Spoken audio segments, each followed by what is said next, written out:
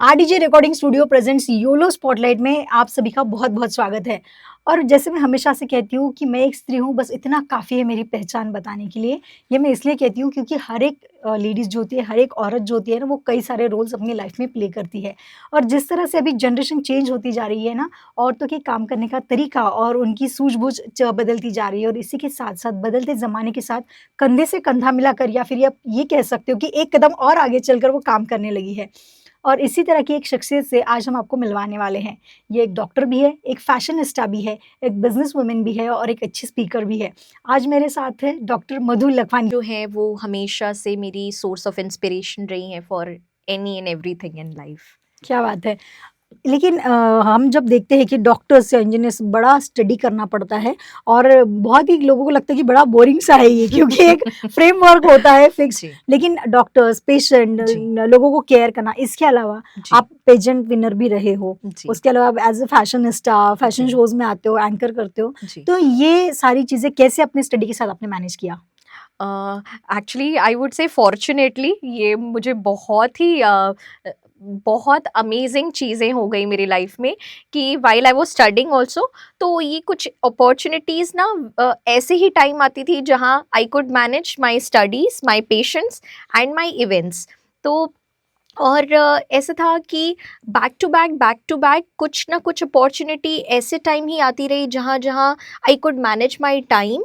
और कहते हैं ना कि जब आपको कोई चीज़ की बहुत चाह होती है, उसमें लगन बिल्कुल। होता है या इंटरेस्ट होता है, तो automatically you try to manage things in between. तो ऐसा ही रहा कि जब भी कोई अपॉर्चुनिटी आई एंड आई थॉट कि अब मिस नहीं करते हैं, तो फिर I did manage my time in between somehow. बिल्कुल, लेकिन एग्ज़ैक्ट आपका इंटरेस्ट क्या रहा है हमेशा से एज़ अ फैशनिस्टा या एज़ अ मॉडल काम करना या डॉक्टर काम करना? ऑलवेज डॉक्टर, क्या बात है! ऑलवेज, मतलब सिंस माय चाइल्डहुड मेरा ड्रीम ही था कि I would become a doctor only, and I am very happy that I did.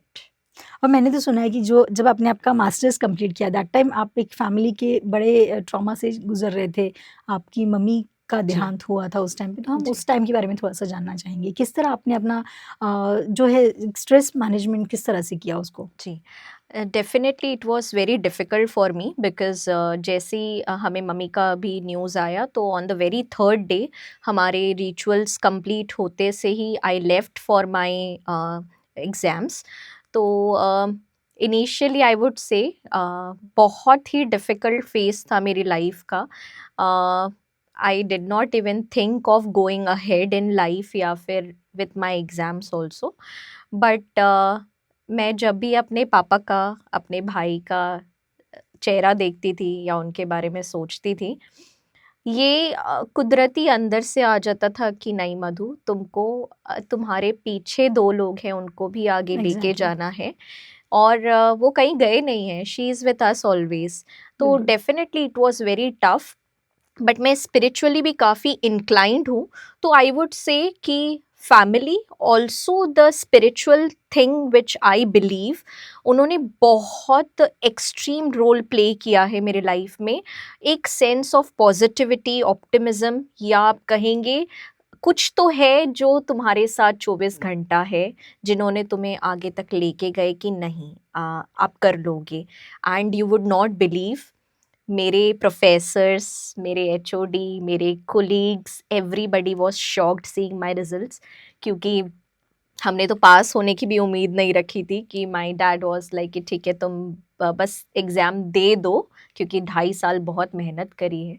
सो सिर्फ उम्मीद थी कि चलो एग्ज़ाम दे देंगे, बट जब रिजल्ट आया तो everybody including me we were I think very you shocked. Got gold medal ना? हाँ जी। Oh! Very I congratulations for that. Thank you so very much. मतलब I really really really believe in this spirituality, yes. कि कुछ तो आपके साथ हमेशा है जो हमेशा आपको प्रोटेक्ट करके रखता है, बट आपको उतना ऑप्टिमिज्म भी होना चाहिए, उतना फेथ होना चाहिए, एंड दैट इज 100% ट्रू। बिल्कुल, 100%। इतनी सारी चीज़ें, इतना सारा अपना काम मैनेज करना और खुद को इतने अच्छे से मेंटेन करना, तो आपने कभी ये नहीं सोचा कि मुझे मेट्रो सिटीज़ में जाके कुछ और एक्सप्लोर करना चाहिए? Why you are here in Akola only? वैसे तो काफ़ी बार अपॉर्चुनिटीज़ आई हैं। एक मूवी भी असाइन हुआ था दुबई में शूट होने वाला था, वो अनफॉर्चुनेटली मेरी करिकुलर एक्टिविटीज़ की वजह से हमें स्टॉप करना पड़ा। और अभी भी जब मास्टर्स हो गए तो उसके बाद भी वेरियस वेरियस फील्ड्स से अपॉर्चुनिटीज़ आती थी, but all said and done I had huge responsibility of my brother and my father, और I was already out for good 9 years। तो मेरे दिमाग में एक sense of responsibility first thing. Second, मुझे लगता है कि यहाँ रह के भी हम बहुत अच्छा अचीव कर लेते हैं। तो अकोला भी एक बहुत अच्छा प्लेटफॉर्म आपको देता है हर चीज़ करने के लिए, सुकून से काम कर सकते हैं, प्रोफेशनली हर प्रोफेशन में आगे बढ़ सकते हैं। तो मैं कहीं से भी दुखी नहीं हूँ कि मैं मेट्रो सिटी में नहीं हूँ और मैं कोई और ज़्यादा चीज़ अचीव, यहाँ रह के भी I am very very satisfied, very much satisfied, and being with the family is the greatest thing I would say. बिल्कुल। After my mother I realize कि नहीं, बाकी सब तुमको थ्रू आउट लाइफ मिल जाएगा, कमा लोगे, बट माँ बाप जैसी चीज़ जिंदगी में कभी वापस नहीं मिलती। बिल्कुल, क्योंकि हम हमेशा ये जो सोचते हैं ना कि बड़ी सिटी में जाके कुछ अचीव कर लेंगे, वो अचीव करके शेयर किसके साथ करेंगे? Exactly my point. अभी जब मैं इतना साल भी बाहर थी तो वहाँ पे भी बहुत अच्छे अच्छे एक्सपीरियंसेस किए हैं with patients during Covid, after Covid, और बहुत ब्लेसिंग्स ली हैं थ्रू आउट। बहुत ऐसे ऐसे पेशेंट्स के साथ मिले हैं जो सुन के दिल बहुत भर भी आता है, उनकी बातें सुन के सुना के सुकून भी मिलता है। पर रियलाइज़ ये होता है कि जब एक पेरेंट आपके लाइफ से चला जाता है ना, तो आप पैरालाइज्ड हो जाते हैं। फिर आप कोई भी डेफिनेटली। एज में हैं, चाहे आप बच्चे हो, चाहे बड़े हो गए, चाहे बूढ़े हो गए, वो माँ बाप की कमी कोई पूरी नहीं कर सकता। तो बिल्कुल। सुख दुख भी उनके साथ शेयर करना is the utmost level of happiness and peace, I would say. बिल्कुल, बहुत अच्छी बात आपने बोली है। मैं ये जानना चाहती हूँ कि जब आप इतनी सारी चीज़ों में उलझे हो, इतनी सारी चीज़ों को मैनेज भी कर रहे हो, एज़ अ डॉक्टर जो हमेशा से आपका एक पैशन भी रहा है, तो कोई एक मोमेंट तो आया होगा लाइफ में कि बड़ा प्राउड फील हुआ होगा, येस आई एम डॉक्टर। तो ऐसी कोई मोमेंट या कोई मेमोरी है? बहुत अच्छा सवाल पूछा आपने, actually it is very close to my heart. मेरी मदर एडमिट थी कोविड के टाइम पे फॉर 1.5 months। तो मेरा यूनिवर्सिटी आने नहीं दे रहा था यहाँ पे to take care of my mother. तो मुझे कॉल हॉस्पिटल से उस दिन आया कि आपकी मदर का हम लोग अभी डिस्चार्ज करने वाले, लाइक हमारे तरफ से सब हो चुका है, you just okay. Come for sign, and अभी इसके आगे हमसे आप एक्सपेक्ट मत कीजिएगा कि रिकवरी होगा। आई वॉज वेरी डिसहार्टेंड, और मैंने यूनिवर्सिटी में एकदम बोल दिया कि आप अगर मुझे नहीं जाने देंगे तो मैं कैसे भी निकल जाऊंगी, बट अभी इसकी रिस्पॉन्सिबिलिटी आपके ऊपर जाएगी। तो जिस दिन मैं यहाँ आई, बहुत अच्छी चीज़ है ये, बहुत अच्छा एक्सपीरियंस है मेरे लाइफ का। तो मैं जब मम्मी को हॉस्पिटल में देख के आई, वो crying and crying and crying like anything कि I am treating N number of patients in my university, I am not able to help my mother. कितना बिल्कुल, बुरी बहुत दुःख चीज होता है है, इस चीज़ का। मतलब इससे ज्यादा दुखद चीज और कोई हो नहीं सकती।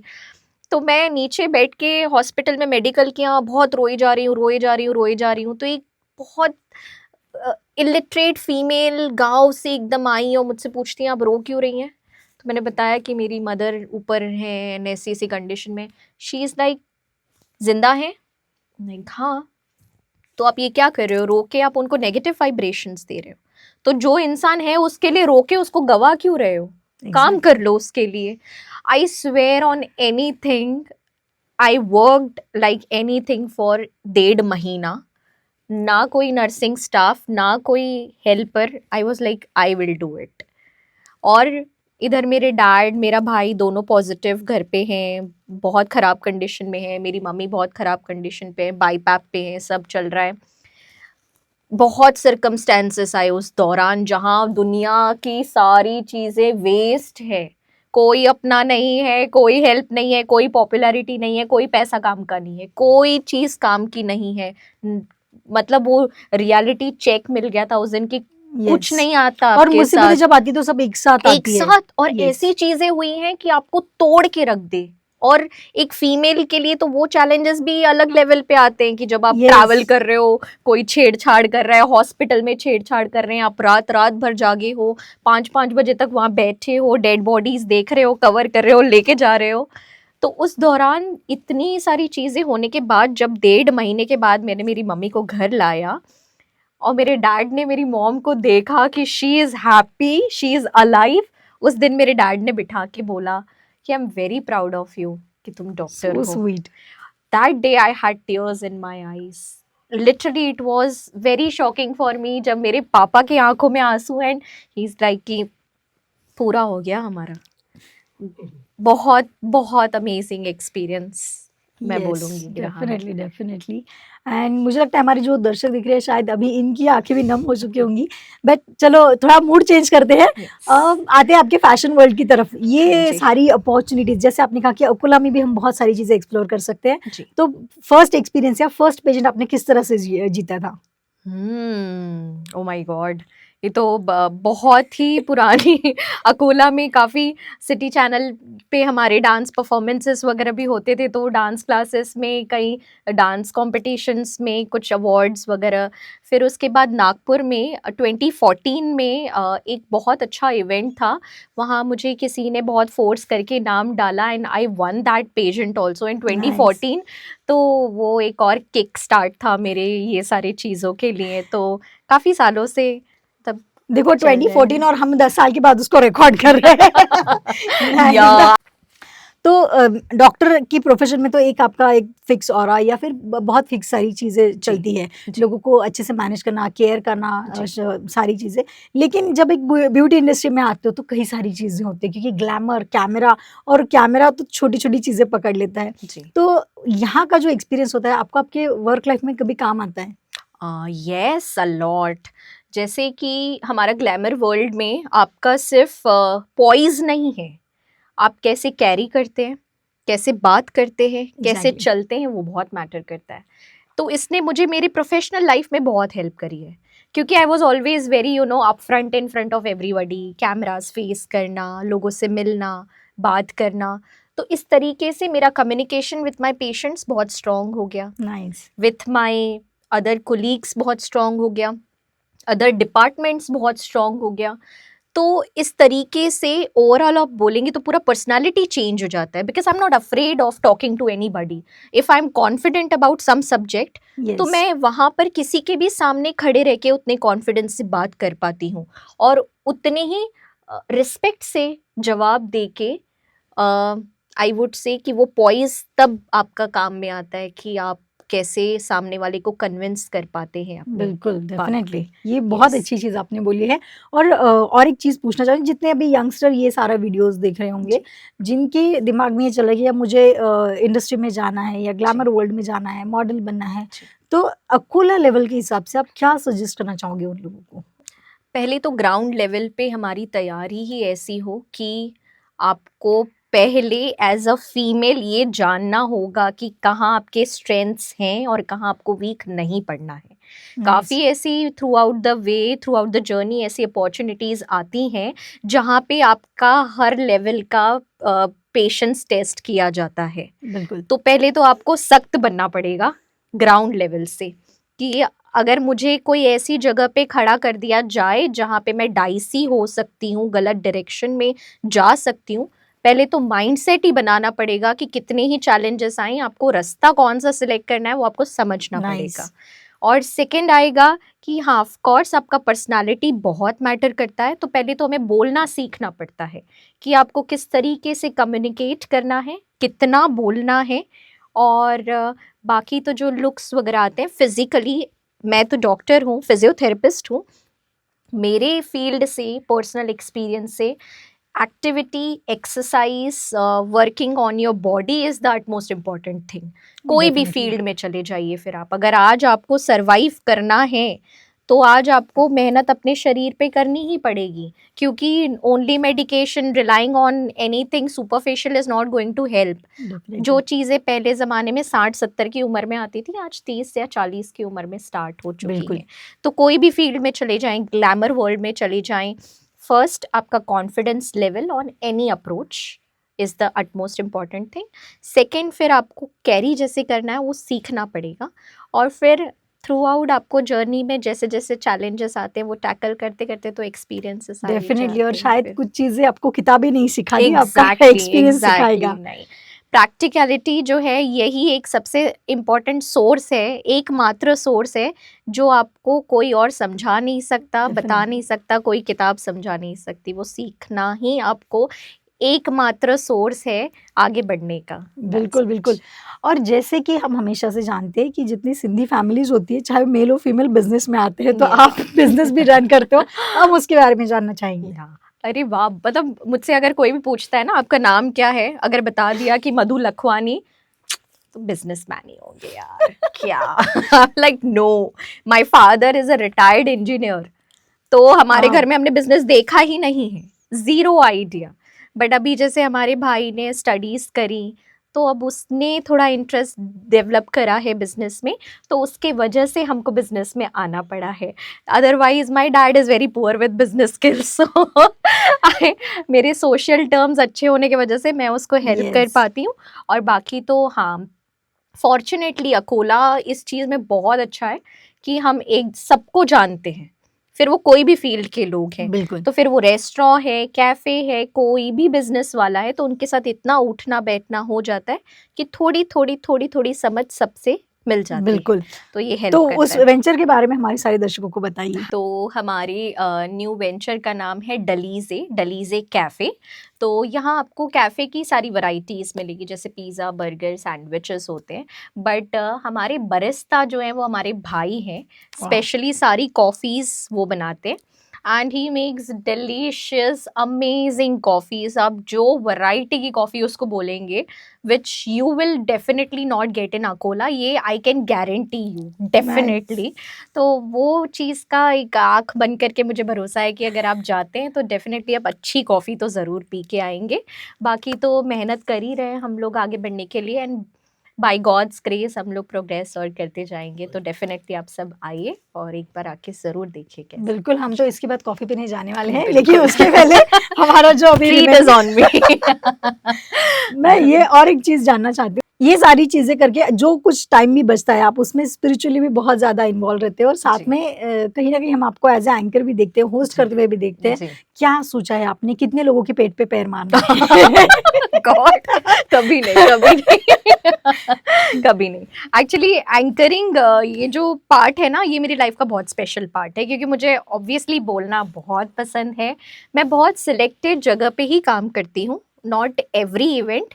बहुत रेस्ट्रिक्टेड जगह हो गई, जैसे स्पिरिचुअली भी हो गया, बिल्कुल। या फिर बहुत सारे प्लेटफॉर्म्स आते हैं, तो जहाँ मुझे बहुत करीबी रिश्ते होते हैं और मुझे लगता है कि मैं वो ऑडियंस को कनेक्ट कर सकती हूँ, बस वहीं जाके मैं एंकरिंग करती हूँ, सब जगह नहीं करती हूँ। बट हाँ, ऑफ कोर्स कि वो शौक ही है बोलना, और काफ़ी थोड़ा शेरो शायरी वाला मिजाज भी है, तो मज़ा आ जाता है, इसलिए कर लेते हैं फिर। क्या बात है। लेकिन जो आपकी तरह अभी इस फील्ड में आना चाहते हैं या जो भी अभी जितनी यंग जनरेशन है, मैं देखती हूँ कई बार कॉलेज गोइंग स्टूडेंट्स को, तो इतने यंग हॉट ब्लडेड लड़की-लड़कियाँ रहते हैं और इतने डल रहते हैं। जी। और जो अभी अकोला जो है वो ट्यूशन जी। क्लासेस के लिए फेमस है। जी। नीट, जेईई, आईआईटी अब सब लोग की एग्ज़ाम हो जाएगी। जी। अगेन सब इन्वॉल्व हो जाएँगे इंजीनियरिंग या डॉक्टर जी। की फील्ड में जाने के लिए। हाँ जी। तो ऐसे सारे बच्चों को आप क्या सजेस्ट करना चाहोगे? एक्चुअली अभी इनके पास सोशल मीडिया प्लेटफॉर्म बहुत अमेजिंग जगह बन गई है। पहले कि जैसा हमारे टाइम पे ये सारा बहुत टैबू होता था कि हम खाली मेडिकल या इंजीनियरिंग ही करते थे, बिल्कुल। अभी वैसा रहा नहीं है। अभी काफ़ी बच्चे बहुत डाइवर्सिफाई हो चुके हैं, वो लोग खुद एक्सप्लोर कर लेते हैं कि व्हाट इज़ माय इंटरेस्ट, और इंटरेस्ट के प्लेटफॉर्म कहाँ कहाँ हैं। तो आज के बच्चों में काफ़ी लोगों में जिनमें चाह है सच में कि हमें कुछ जाके करना है डिफरेंट, तो दे आर डूइंग इट। और हाँ, जिनको अभी भी थोड़ा क्लू नहीं है कि क्या करना है, यस। तो definitely they should talk to a professional person, और वो लोग प्रॉपर एक गाइडेंस देते हैं कि आपका what is the field of interest, आप किस चीज़ में बेस्ट कर पाएंगे, और what kind of sources you will find, ये एक प्रोफेशनल पर्सन डेफिनेटली उनको बता बिल्कुल। सकता है। और अगर लाइट ऐसे डाउन हो चुकी है, तो मैं डेफिनेटली बोलूँगी there are a number of beautiful things uploaded on social media. अगर हम प्रॉपर तरीके से सच में कुछ लाइफ में करना चाहते हैं, तो आई वुड से कि इससे बेस्ट चीज़ और हो नहीं सकती, अगर फ़ायदा उठाया जाए सही तरीके से तो। बिल्कुल। अभी देखिए अभी वुमेन्स डे आ रहा है और क्या होता है कि साल में एक बार ये जो पूरा महीना चलता है ना, तो बड़ा महिलाओं का सम्मान और बड़ी सारी चीज़ें होती हैं।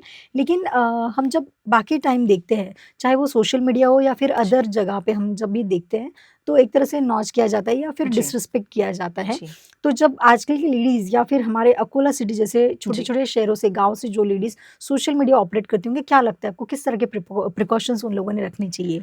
सबसे पहली बात तो मैं बोलूँगी कि ये जो आपने पॉइंट बोला कि बरोबर जब वुमेन्स डे आता है तब बरोबर रिस्पेक्ट की जाती है, यस, उसके अलावा थोड़ा सा टांग खींचना, लेग पुलिंग करना, बट इसमें equally involvement male female society दोनों का है, एग्जैक्टली। Not only mails. क्योंकि हमारे फीमेल सोसाइटी भी कुछ कम नहीं ये चीज़ों में कि अगर हमें किसी का सक्सेस नहीं देखा जाता तो we try to pull them back. तो वेरी इसमें बैड। इक्वल इम्पॉर्टेंट रोल दोनों ही प्ले करते हैं, मेल और फीमेल्स। तो हमें ये समझना पड़ेगा कि आपको आगे बढ़ने के लिए किसी को पीछे खींचने की ज़रूरत नहीं है, आगे डेफिनेटली। बढ़ने के लिए आपको खुद की मेहनत ही करना सबसे इम्पॉर्टेंट है। बिल्कुल। और रही प्रिकॉशंस की बात, तो देखिए कंटेंट हम जो डाल रहे हैं, अगर हम लोग उसको 2-3 बार रिवाइज कर लें कि क्या अप्रोप्रिएट कंटेंट हम डाल रहे हैं और वेरीफाई भी करवा लें, बाकी इतना वैलिडेशन की ज़रूरत नहीं है। प्रिकॉशन सिर्फ इतनी रहनी चाहिए कि आपको आप मैच्योर इनफ हैं, अगर आप सोशल मीडिया हैंडल कर सकते हैं तो ये आपको भी समझता है कि क्या कंटेंट सही है, क्या कंटेंट गलत है। सिर्फ टू गेन द पॉपुलेशन और व्यूज़ अप्रोच करने के लिए आपको गलत डायरेक्शन यूज़ करने की ज़रूरत बिल्कुल भी नहीं है। आज सही तरीके से हम सही कंटेंट भी देते हैं तो हमारे थ्रू आउट वो प्रोग्रेस होती ही जाती है।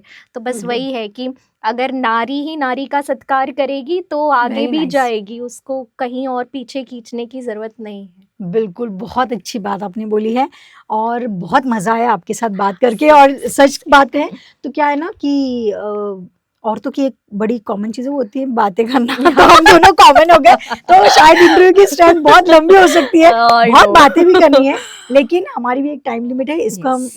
जो है लोगों तक जो मैसेज पहुँचाना चाहते थे जी। आपके थ्रू, वो डेफ़िनिटली पहुँचा है। थैंक यू जी। सो मच कि आप यहाँ पे आए, इतना टाइम दिया उसके लिए बहुत-बहुत शुक्रिया। Actually I am very thankful कि आप लोगों ने मुझे बुलाया है और इतना अच्छा टाइम दिया है। और बहुत अच्छा लगता है जब हम देखते हैं ना कि आप भी, मतलब मैं जब आपको भी देखती हूँ, मेरे लिए एक बहुत इंपॉर्टेंट चीज़ जो मैंने आपको पहले भी बोली है कि इतना काम करने के बाद, इतनी चीज़ों में इन्वॉल्व इंगेज रहने के बाद, you never miss to call on birthdays to wish. I mean that's a big thing कि आप वो एक मोमेंट किसी को स्पेशल फील करवाने के लिए वो टाइम निकालते हैं। That's very commendable. मैं बहुत रिस्पेक्ट करती हूँ आपकी, मतलब थैंक यू सो इतना मच। बिजी होने के बाद भी आप वो टाइम निकाल के किसी को वो टाइम देते हैं। आज टाइम ही है जो सबसे बड़ी चीज़ है, बाकी सब मिल जाता है देखो, मुझे हमें। लगता है इट इज़ कर्मा का एक सर्कल होता है। आप जो चीज़ कर रहे हो ना, वो घूम फिर के आपके पास रिटर्न आती अमेजिंग, है। हाँ, अमेजिंग। लेकिन दूसरी एक चीज़ भी है कि आपको हमेशा अनकंडीशनल रहना पड़ेगा। तो शायद बहुत क्योंकि एक्सपेक्टेशन नहीं रखोगे तो वैसे भी खुश रहोगे। Right, right. तो क्यों रखना है फिर? जितना दे सकते हो देते जाओ and amazing, always be happy. Amazing. I had a wonderful time with you guys. Thank you so amazing, much, thank you thank for you so much. Calling. तो थैंक ये यू। थे मधु लखवानी जी, और इसी तरह हम नए-नए लोगों को आपके सामने लेके आएँगे, उनकी इतनी खूबसूरत एक्सपीरियंसेस जो आपको मोटिवेट करे, ऐसी चीज़ें हम आप तक ज़रूर पहुँचाएँगे। इसलिए देखते रहिए हमारा RDJ recording studio presents YOLO spotlight. मिलते हैं नेक्स्ट एपिसोड में नए पर्सन के साथ। Thank you so much. Bye bye.